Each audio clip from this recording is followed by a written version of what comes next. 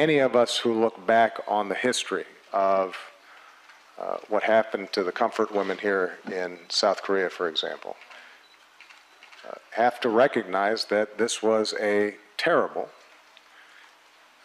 egregious violation of human rights.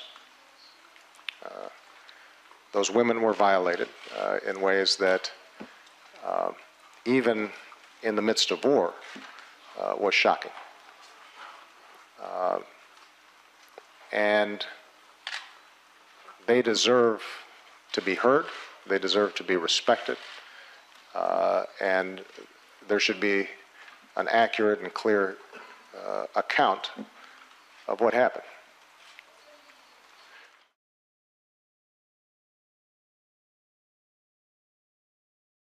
일본은 이런 문제를 직시할 필요가 있습니다.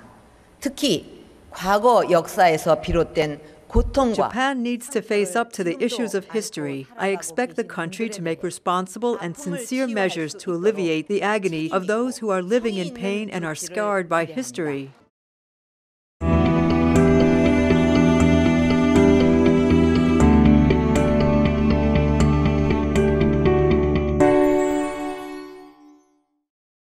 "122 women who suffered from sex trafficking within the American military camp town have raised their voices and filed a compensation suit against the country."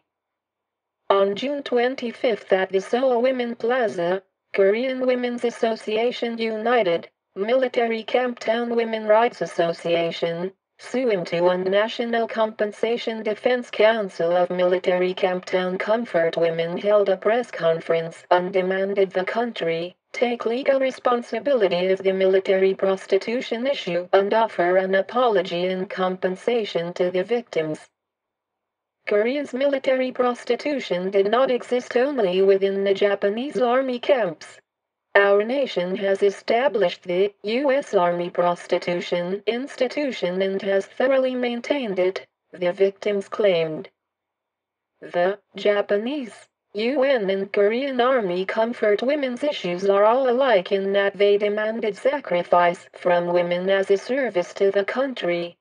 The outright ban on sex trafficking and the establishment of a special district have allowed the U.S. Army to enjoy our services.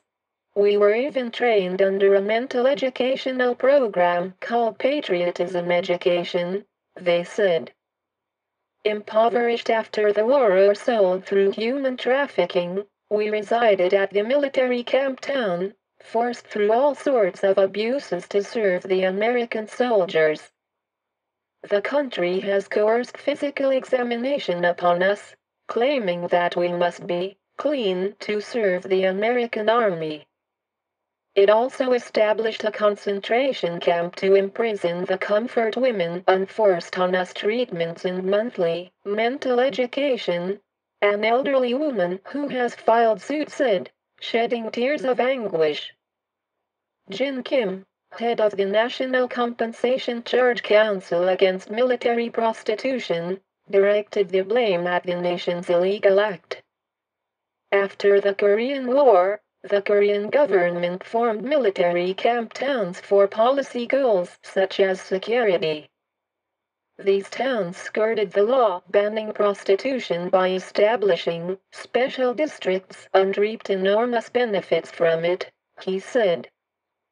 According to the records of documents approved by former President Park Chung-hee's signature, submitted as an inquiry data last September by a member of the opposition party, 62 military camp towns and 9,935 comfort women for the American forces existed at that time.